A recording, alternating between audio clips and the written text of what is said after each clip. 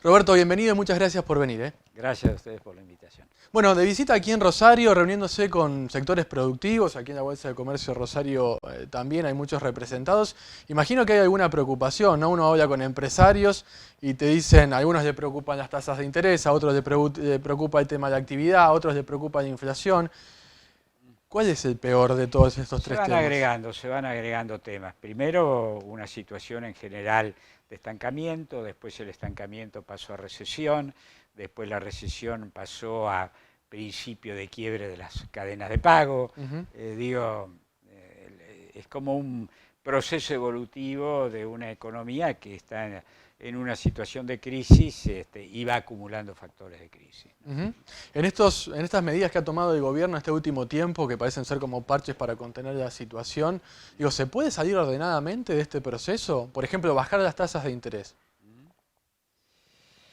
A ver, la baja de tasa de interés es condición sine qua non para que la economía vuelva a arrancar. Esto está claro. Ahora, esto no se puede hacer en este contexto económico. Ujú. Hay que hacerlo en el contexto de un plan coherente que contemple una política distinta de la que ha hecho el PRO prácticamente desde que asumió, ¿no? Ujú.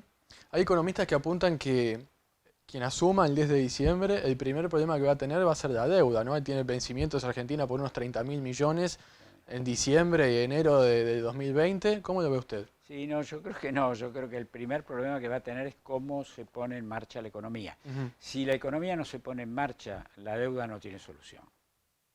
Ujú. Así que es inútil intentar ocuparse de la deuda. Por ejemplo, alguno de los candidatos habló de la solución al uruguaya. Sí. ¿Qué le parece a usted eso? Interesante, a mí me parece interesante, inviable salvo que sea en una economía en crecimiento. En una economía que lleva 8 años de estancamiento, más recesión en los últimos 2, no hay forma de resolver el tema de la deuda. Pero esto no lo digo yo, lo dicen en el exterior. Ujú. Todos los observadores del caso argentino que conocen el caso argentino le han dicho, no, eso es una actitud demasiado optimista. Yo creo que no, que se puede lograr, pero primero hay que resolver el tema de cómo pongo en marcha todos los recursos que están ociosos desde hace ya un tiempo y que hoy, bueno, ponerlos en marcha exige bajar la tasa de interés, exige recomponer el capital de trabajo, en fin, exige Ujú. un montón de cosas que obviamente un gobierno que se está yendo no está en condiciones de proveer. Y un tamaño del Estado equilibrado con las posibilidades de la Argentina no es tampoco una condición sine qua non para esto. No, es al revés. Ujú.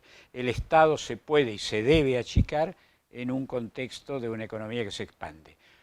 ¿Cómo se hace para achicar el Estado en este contexto con 35% de pobreza, con 600.000 desempleados más? Imposible. Imposible desde el punto de vista social y político. Sí. Desde el punto de vista teórico uno puede decir lo que quiere en materia económica, pero desde el punto de vista político es absolutamente inviable. Los procesos de achicamiento del Estado solo se pueden dar y se deben dar en el marco de un programa que empieza a, lo que saca por este lado, lo empieza a movilizar por el sector privado. Ujú. Esta idea que creo que alguna vez ha usado usted de poner plata en el bolsillo de la gente, ¿no? Que va en línea con lo que me venía comentando. ¿Cómo se hace? Digo, porque, digo, más allá, como le decía, el tema de la deuda, después del 10 de diciembre parece haber una Argentina donde no hay mucho para repartir, ¿no? Eh, a ver, primero que nada uno corrige la pregunta, no porque esté mal, porque Ujú. obviamente es la que permanentemente se hace, pero se corrige en un sentido.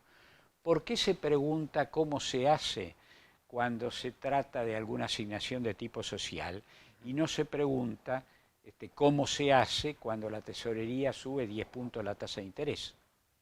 Ese impacto de la tasa de interés sobre las cuentas públicas es mucho más grande que algún aporte a alguno de estos sectores sociales. Y sin embargo eso no se pregunta, como si eso no fuera un gasto. Ujú. Eso es un gasto, tan gasto como todo lo demás. Entonces, primero que nada, uno formula la pregunta correcta, es decir, si de lo que se trata es cómo se distribuyen recursos escasos, discutamos todo.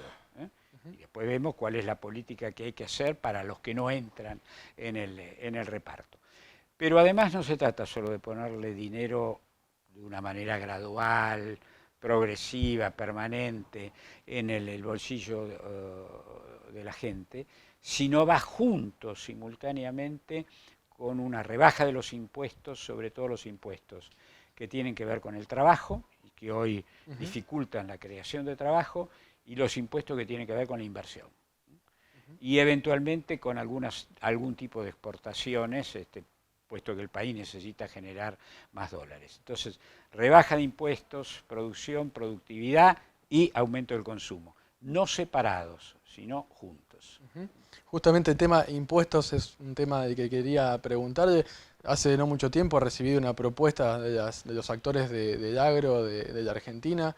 Uno de los reclamos más sonados es el tema de las retenciones y también otras políticas impositivas. Creo que la respuesta suya fue no se puede hacer todo junto. Corríjame si me equivoco. No, por eso. ¿Cómo se hace eso? Si uno tiene que elegir entre, por ejemplo, a ver, los ingresos brutos. Hay pocos impuestos más distorsivos que los ingresos brutos. Ahora, ¿qué es más importante? Hoy, dentro de la restricción, ¿empezar por los ingresos brutos o empezar por bajar los aportes y contribuciones al trabajo? Yo elijo claramente los aportes y contribuciones al trabajo porque es eso lo que permite proteger el salario, pero al mismo tiempo crear empleo. ¿Cómo ve el fallo de la Corte Suprema de esta semana? ¿No parecen las provincias muy proclives a una rebaja impositiva, no? No, yo creo, a ver, no voy a hablar de lo que la Corte decidió en materia jurídica. Se supone que saben un poco más que yo en materia jurídica, así que no lo enfoco desde ese punto de vista, lo enfoco desde el punto de vista de la cuestión de fondo. ¿Quién generó las condiciones y el fracaso económico que conduce a tener que aplicar hoy una serie de paliativos frente a la gravedad de la situación? Sí. La macroeconomía. ¿De quién depende la macroeconomía? Del gobierno nacional. En consecuencia es el gobierno nacional el que se tiene que hacer cargo del costo del proceso. Roberto, gracias por acompañarnos. Gracias a vos.